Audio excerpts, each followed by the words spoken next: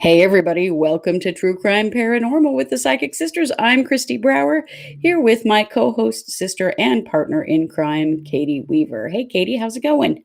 Hello, I'm well. How are you? I'm doing, as well as can be expected the day after the election. Little Yeah, crazy, but that's all right. I'm actually well, doing just fine. me too. And as you know, there's been a controversy brewing in my house. Oh, That it almost put me over the edge today. I'm not going to lie. So, my husband, who is a really good guy, don't get me wrong, he's a wonderful husband and a good person, but he's killing me right now with something, and this is we're so about to funny. have a drag out fight over this, and it's really stupid, and it's completely my fault, but it's killing me. Okay.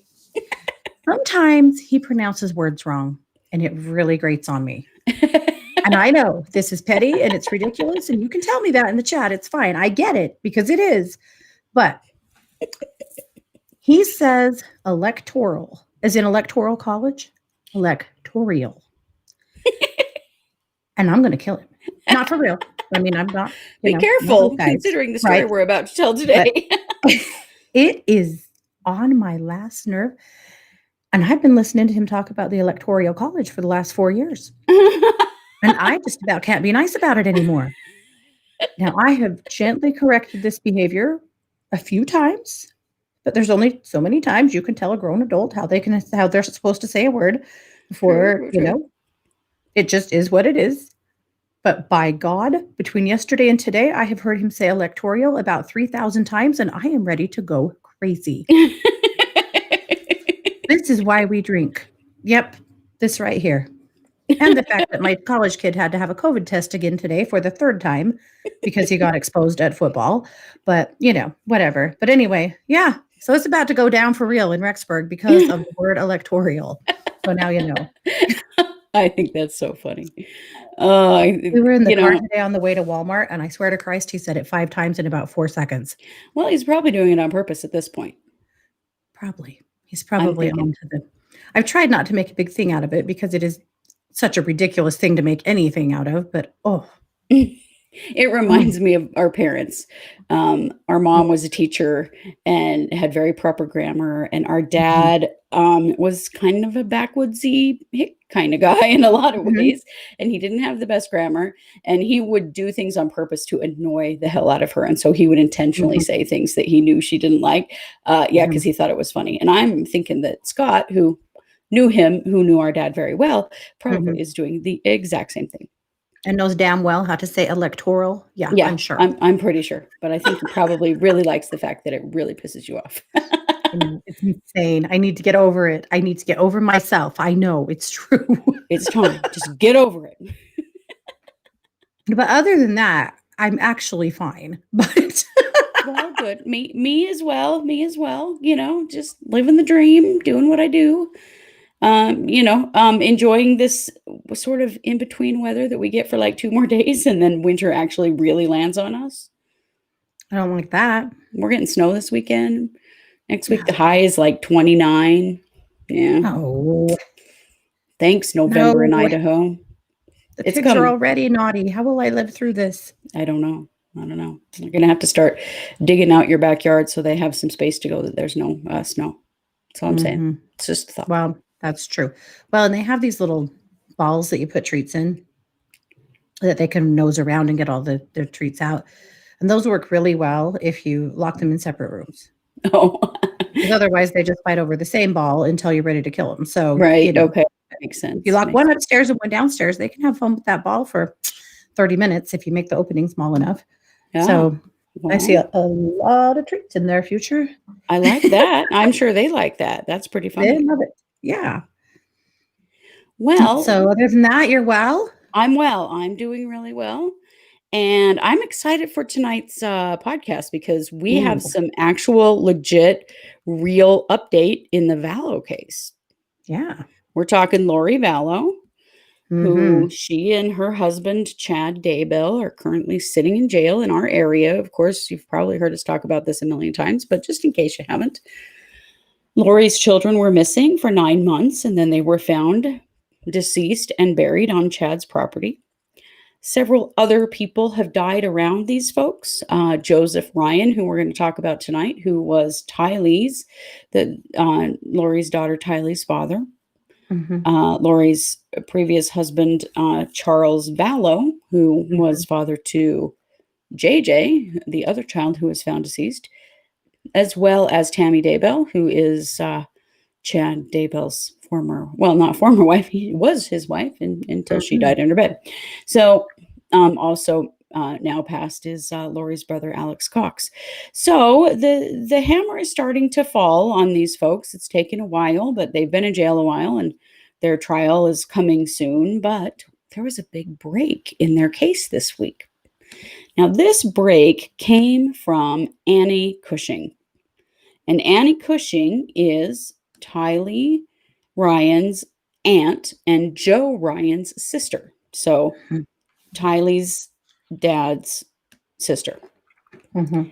And we have not seen a source yet on this. We have also not seen if the police have this, if the prosecutor has this. I My assume they understanding is that do. they've had it for a while. Yeah. Okay. Well, somehow this was now released, and this is a recording of Lori speaking at a Preparing a People event of some sort back in October of 2018. Now, we've talked a little bit about preparing a people. Preparing a people, I like to call them the prepper Mormons. I Yeah. don't know how accurate that is. They're probably, I don't know if they're all Mormon, but they're way into prepping and like getting prepared for the second coming of Christ, the end of the world, that kind of stuff. They Mhm. do all this preparatory stuff and they teach all the stuff. Well, it's gotten Mormon doctrine mixed all around in it. And that's part of what was going on with Lori and Chad, and sort of the cultish behavior that they had going on was their involvement with this group. So there's this recording. It's 45 minutes long.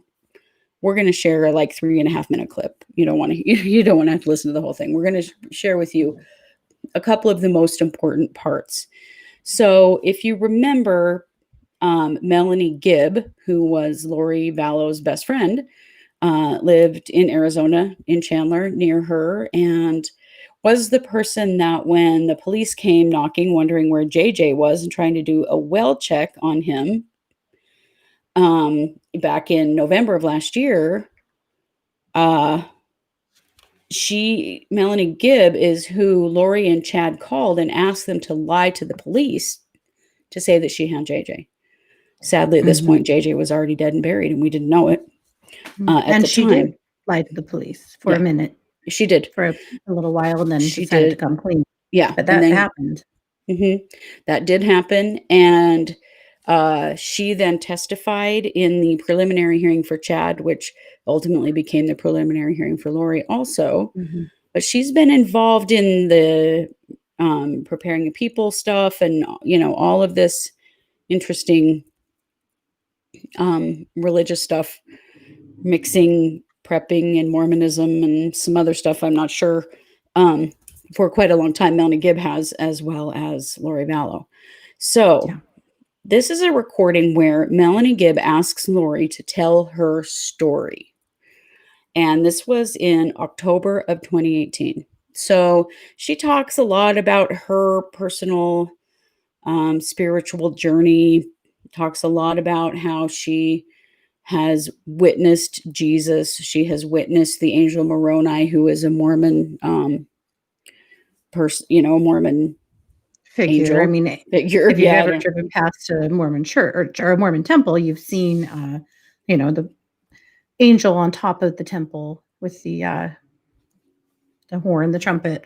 Yeah, That's Angel Moroni. that's Angel Moroni. So she's, talks about having directly witnessed the Angel Moroni. She talks about all of this stuff, about all of these things she's been doing, all this genealogy work she's been doing, and all of these people who've crossed over who've come to speak to her. And I mean, Katie and I are professional psychics. We're not doubting that those things can happen. Sure. Um, the very glib way that she describes all of it, having had some of those experiences myself, I find suspect, to be perfectly honest.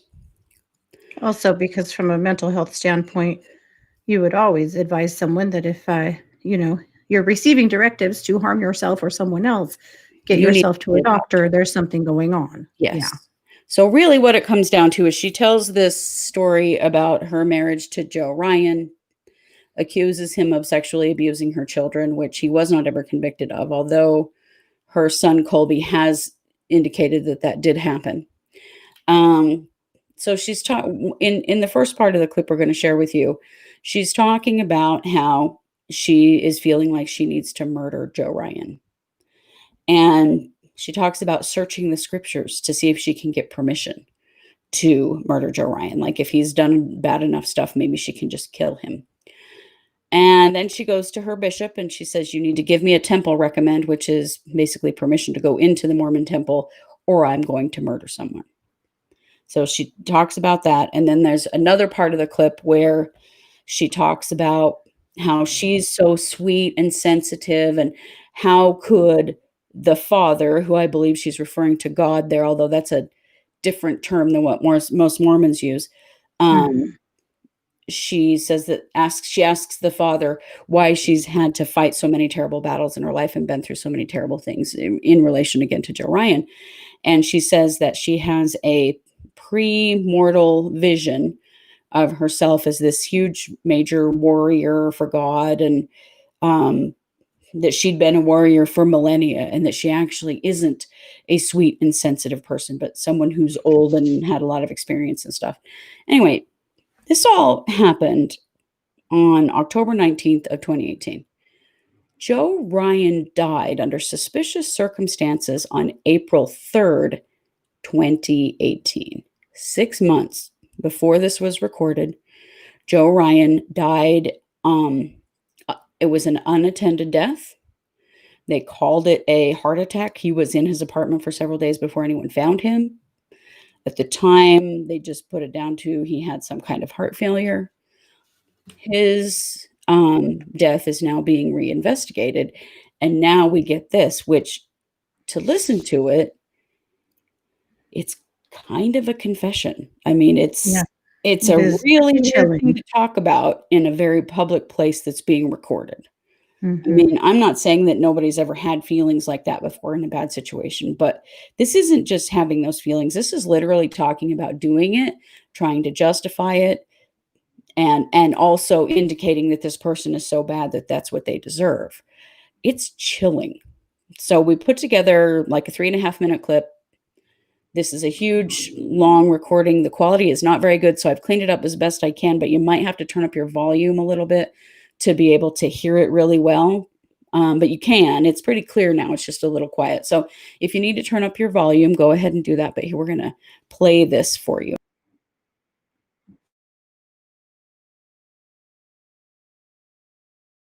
I had I had been married to someone who was very awful, who raped my children, and I had divorced him and gotten away from him. And he had joined the church. He spoke in state conference. Everyone thought he was wonderful. He was very good showman of all those things. And after we were divorced, he told everybody that I was this lying, crazy Mormon, and got up in court and said all these horrible things about me, and turned it around to where the judges believed him instead of me. And he was constantly trying to get custody of my 3-year-old daughter, and just to rub it in my face. And I went through a lot of years of this kind of hard stuff, and I was going to murder him. I was going to kill him, like the scriptures say, like Nephi killed him, just to stop the pain and to stop him coming after me and to stop him coming after my children. And I just thought I couldn't take it anymore. And I would go through the scriptures and find all the things like, if he comes against you once, if he comes against you twice, if he comes against you 3 times, then you can kill him. It says it in the scriptures in the Book of Mormon. I was like, there it is. There's my answer. I don't want to do anything that's wrong. I did not have a murderous heart. I just wanted to stop the bleeding and stop the pain. And so someone wise was speaking to me and said, you need to go to the temple. So I went and met my bishop, and I was like, I'm either going to turn my life to the temple or I'm going to commit murder. So do you want to give me a temple recommend?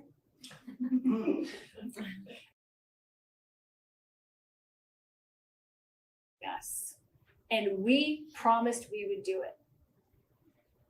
So I was standing there in this moment by myself one time in that first booth going through doing initiatories. I told the Lord, why would you do this to me? Why? You made me this super sweet person. I'm so sensitive. My whole life, everything hurt my feelings. I was totally sweet and innocent. And I was like, why would you ask me to fight this life and be this warrior? Why did you send me here? You know my personality. You know I hate to fight. I will avoid a fight at all costs. And he gave me a premortal memory of me. And I got to see myself as a warrior fighting for the Savior in the premortal world. And I went to other worlds and I fought. And I was one of his strongest warriors. And I saw it. And he showed me so that I could never deny it again. I was not sweet and I was not innocent. I am old. I have fought. I fought in this war for millennia. And that's who I am. And I came down here to be a warrior and fight. And I only thought that I was sweet and innocent. I am sweet. I am a sweet person.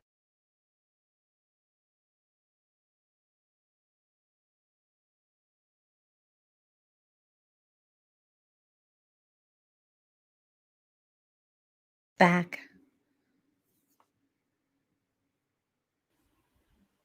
Oh, there we're back. Okay.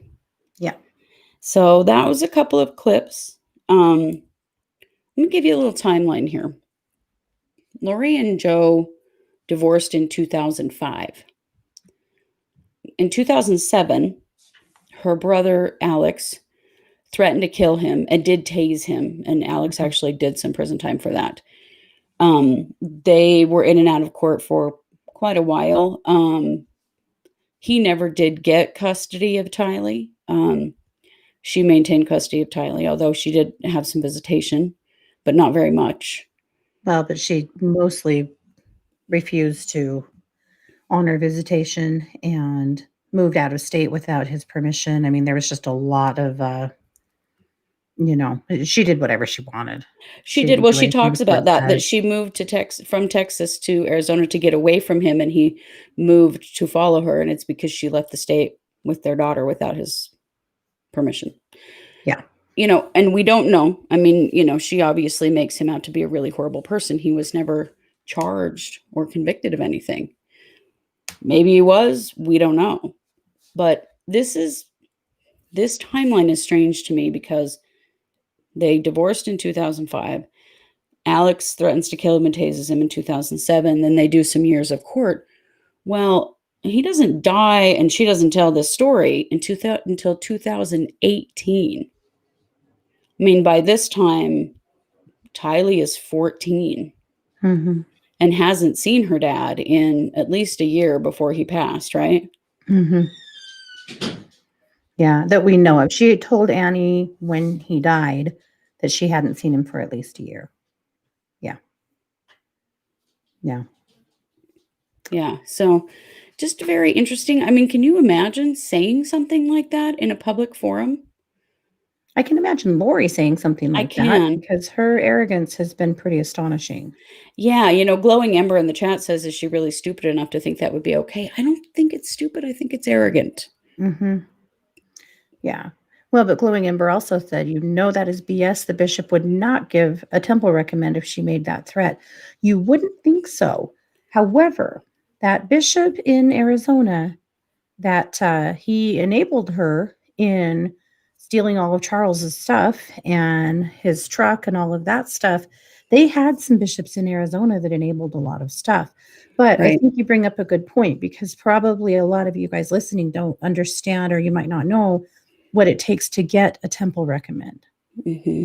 And so I'm going to do my best. It's been a long time, but Okay. I don't know specifically. Well, kind of know, but you know more than I do. well, in order to have a temple recommend, you have to have been paying your tithing for a certain amount of time, which I believe is 6 months. And that may not be a hard and fast rule, but there's a certain amount of time you have to pay tithing, which is 10% of your income. You also have to have an interview with the bishop where they ask you very specific questions about your lifestyle and behavior and decide whether or not you are worthy to enter the temple. And if they find you Mostly about worthy, substance abuse and sex, right?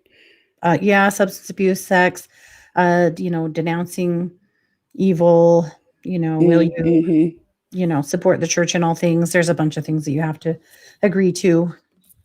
And, so if they do find you to be, worthy, they give you a temple recommend that's good for a year. So I did glowing ember. I found it interesting that she didn't have a temple recommend, to be honest.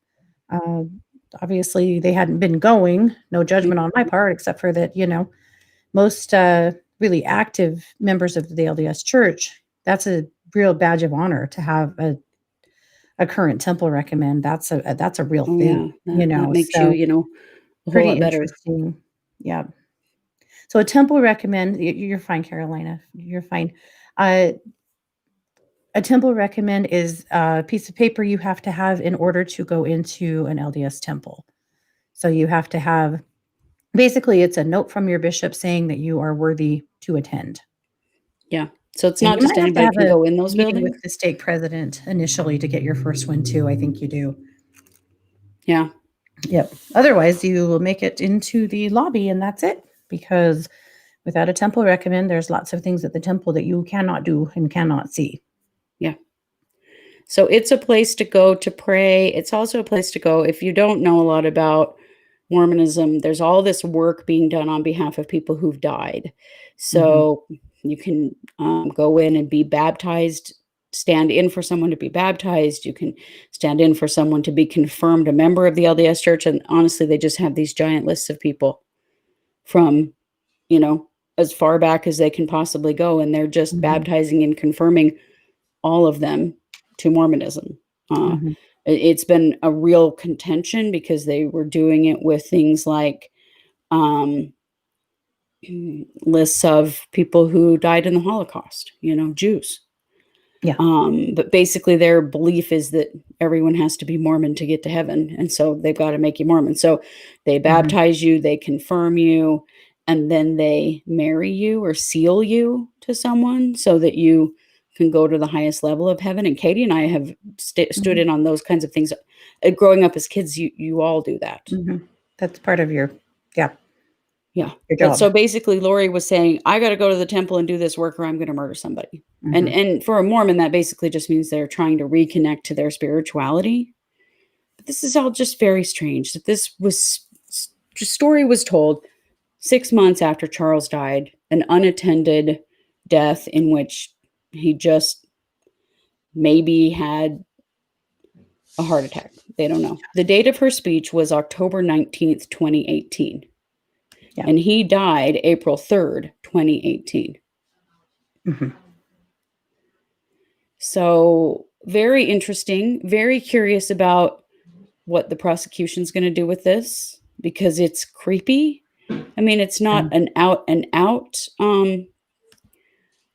admission, but it's certainly, at least for the police in Chandler, Arizona, it is certainly an admission of that she was thinking about and considering murdering him. I don't know. Very strange. Obviously, it doesn't really apply in the case here in Idaho. No, but pretty interesting. Also makes you wonder what other conversations she's had with her bishop. Right? It does. And it does make me wonder, are there other recordings like this? We've already had a few recordings surface. Are there others? Because she was doing a podcast with Melanie Gibb. Where is that podcast? Where are those recordings? People have got recordings of stuff like this. Yeah. Are there other recordings where she makes other admissions? I'm really curious about that. you Yeah. know, Crime and Innocence says that, you know, schizophrenia is genetic and that it's said that her father had schizophrenia. And, you know, I don't want to discount anyone's spiritual experiences as being a mental illness. I think we have to be really careful there.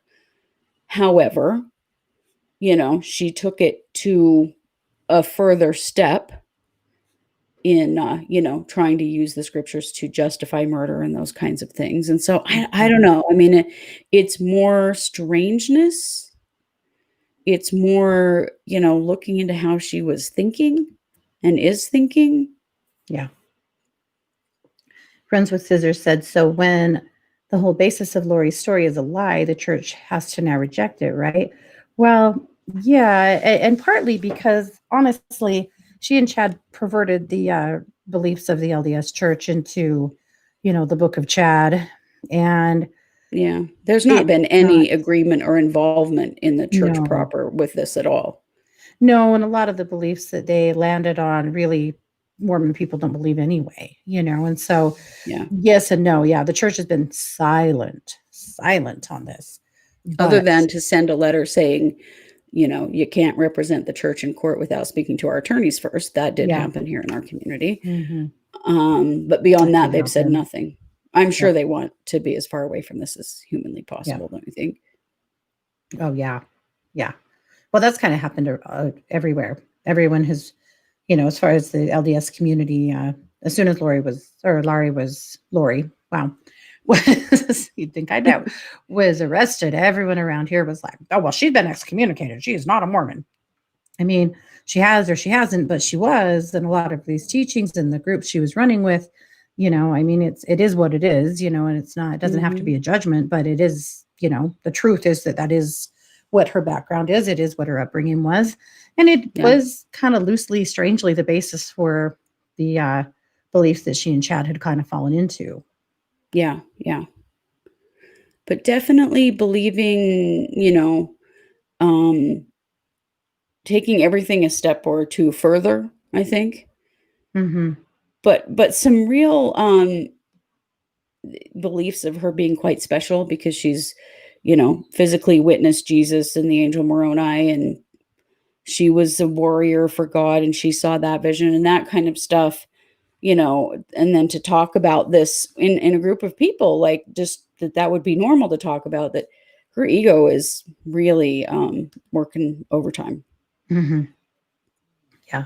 That's been something we've seen over and over with Lori is that her sense of herself is awfully inflated, and it has been for a Yeah. long time. Yeah, very much so. Yeah. Because it, you know, in listening to that, she's really giving herself permission that it was okay for her to kill him, Mhm. Oh, well, yeah. I mean, that you was know? was pretty clear. Yeah, it really Yeah. was. I'm very curious what the Chandler police are doing with that recording. You know, they are actively pursuing an investigation into being able to charge her with her husband Charles's murder because her Mhm. brother-in-law shot him supposedly in self-defense, Her although that's brother. Yeah. yeah. Yeah. And you know, he's now dead. Alex is now dead, and so conveniently we can't, or inconveniently we can't ask him.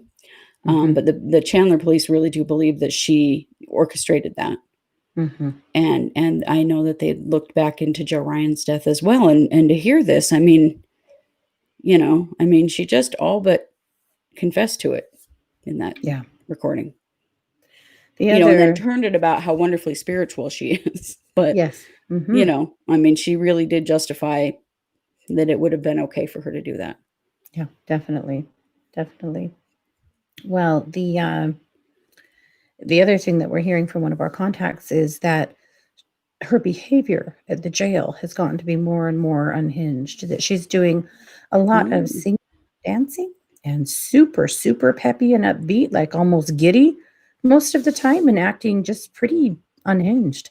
That's manic. gotten more and more the case, as the summer has, you know, rolled into winter here. You gotta Wow. consider now, it's November. She first went to jail in Jan or in February, Yeah. so she's not too far from being in jail for a year. Yeah.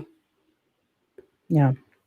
Yeah, well, and now she knows that her husband's defense did not want to join their cases, which has got to tell her something about what their defense may be. Mhm. Um, there's a trial coming. We hear that there are, potential charges coming out of Chandler, Arizona. Yeah, I mean, is she just going to completely devolve? Yeah. I've been curious for a while. What does a breakdown look like for her? Because Yeah. this stuff was like her normal every day. Yeah. And so what does a breakdown look like? Right. Well, like Bianca said, she's going to lose her mind if Chad ditches her, right?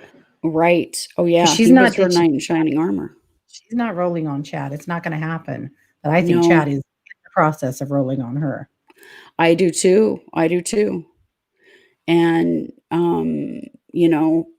she's got so much other stuff. And I mean, so does he, because he's got his wife's death. And he was involved at the time that Charles Vallow was killed as well. And Mhm. so there are real questions, if he's going to end up with more charges. But she definitely is looking down the barrel of more things coming out of other cases than he is. Mhm. We still don't have murder charges on the kids. And that is, it's a frustration. But I feel like at this point, with Alex dead, it is just a point fingers at each other situation. And maybe they've got more evidence. I don't know. I don't know if they're looking to make convictions in this particular case first Mhm. and then charge again on conspiracy to commit murder. If that's what they're going to do, I don't know. Mhm. But it's very interesting. If this leaked to the press, what else have they got? Yeah. I mean, you don't often see something like this leak. Yeah. And, obviously it's not really significant evidence in the Idaho case, but it sure is in Arizona. So I Yeah. don't know. I'm just very curious to see where this is all going to go and how Mhm. much more of this kind of stuff might happen. That we Oh, get more yeah. and more of this kind of information. Glowing Ember said, I'd love to hear all of the Chad and Lori's speeches. If anyone has them, it would be great if they could share them. We'll keep beating the bushes a little bit and see if we can find anything. This Hmm. just happened to show up, this was in the Yeah. news, but, you know, uh, but again, we feel like, since we understand the church to a degree that other people don't, sometimes we can shed some light into what some of the stuff they are saying means. Yeah. Yeah. But at any rate, yeah, pretty interesting. I thought this was really interesting and really interesting peeks into Well, the mind of Lori. that she kind of giggled and was very flippant through telling it. And that's something that I do feel like is just part of her personality. She is very flippant. Right. Like, she just doesn't take things very seriously. Can you imagine No. talking about that Yeah. and laughing and smiling and getting the group to laugh Well, with she was you? performing. Yeah. She She was was on showing stage. off. Yeah. Maureen, Arizona comes in because she lived in Arizona and her third husband and fourth husbands both died in Arizona. And her brother. Charles was shot in the chest by her brother, and Joseph he's the one that we were talking about tonight, but he died by suspicious circumstances in April of 2018.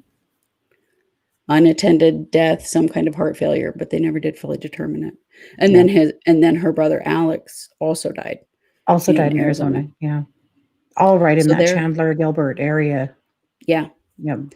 So there are cases being investigated in Arizona that could eventually result in charges against Lori and potentially also Chad. So this case here is only one. Yeah. And we're still awaiting, potentially charges on Tammy Daybell's death as well, Mhm. Chad's wife, who the state attorney general's office has been investigating, and they are holding her Autopsy. autopsy. Yep. Yeah. So this is a very tangled web. Yeah. This case is going to keep on going for a long time. But yeah, I am also hoping that more footage like this emerges because wow, there's a lot to unpack there. And if she's so flippant to speak about something like Yeah. this, it's just wild. Mm-hmm. Glowing Amber says, if you listen to Scott Reich, I asked him if the recording can be used in a court of law. He said he doesn't believe that it can. Hard to say because it was recorded at Melanie Gibbs' house. She is the person in the beginning of the recording. If she can substantiate it, it Or if might she actually. was called as a witness. She obviously heard Right. this story. She was present for it. She actually speaks on the tape. If you've heard her speak in court, you would recognize her voice in there. And so I'm curious about that because she generated the recording or she witnessed it. Yeah. And who else was there? You know, who else was there? Maybe Chad, maybe Jason Mao, maybe the other Melanie Pulowski. I mean, it's and probably lots of other people whose names we don't know. Zulima Pistenis probably. We don't know, but we're going to assume that some of those players were there along with many others. Right. Yeah. So there were certainly people who heard her say that. And if nothing else, it shows that she had some intent. You know, obviously it's not fully a confession, but it does show intent. Yeah. Yeah. We could be waiting always want on to these be cases. Yeah, we definitely could. Yeah. Oh, we could. Forever. Yeah. Yeah. Yeah. JR says, did she always want to be a serial killer or is it something that's just come about? I think that people that get in her way just seem to die is how it seems to go. So I think it's more about that, you know, it's convenience for her that if someone gets in her way. Well, So and if they have a life insurance policy, then more power to her. More the better, right? She and Chad have both, we think, killed over to get money as well. Yeah. The feds should be involved. Yes, they are involved. Yep. The FBI spent, 4 months in Rexburg or more, 6 months in Rexburg in a trailer. They're gone now, but the FBI is involved. A lot of the cell phone evidence that has been processed was processed by the FBI. Yeah. And so I'm sure they're still working on all of these cases. Oh, yeah. There's so much to go through.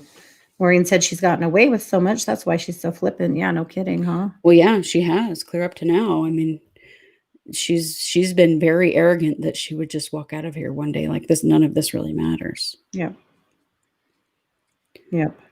Pretty wild. And Maureen says narcissistic. I'm not sure it is narcissistic. I think it's more histrionic and borderline personality disorder than it is narcissistic. I would say that Chad is more likely a narcissist. Lori's more on the borderline side of things, which is why she's managed to get so many men sucked in. She's an extremely good manipulator. I think it's why that bishop helped her so much in Arizona. And a lot of men have really been sucked in by her ability to manipulate, particularly to manipulate men. Although some women have definitely fallen into that, and Melanie Gibb is one of them. Yeah. Yeah, it was made at a seminar. But we think that seminar might have actually been at Melanie Gibbs' home. And she was definitely there at the beginning of the recording. So she certainly could witness that this event did occur and that the things that the recording says is in fact what Lori said. Yeah. So I don't know. Will it be used or not? I don't know. Tells us a lot though. Yeah, for sure. Yeah. Well, we'll be back tomorrow night for the psychic hour. Yes, and this week it is the first, it'll be the first Thursday of the month. So we'll be doing marching orders. So we'll be giving out some directives by sign for the month to give you some ideas of things you can do to help yourself. It's always one of our favorites. Yeah, it's a lot of fun. I like to start out the month kind of thinking about what I need to work on or be aware of throughout the month. Yeah. Certainly something we love to share. Yeah. Definitely. Well, that is our update for Wednesday night. We sometimes give a solved case too, but we had so much to talk about with the Lori Vallow case that we felt like maybe we would skip that this week and just talk about this. Yeah. So we are going to let you guys go. But we are True Crime Paranormal with the Psychic Sisters, and you have been live with us. And be sure to tune in tomorrow night for the Psychic Hour. Have a good night, guys.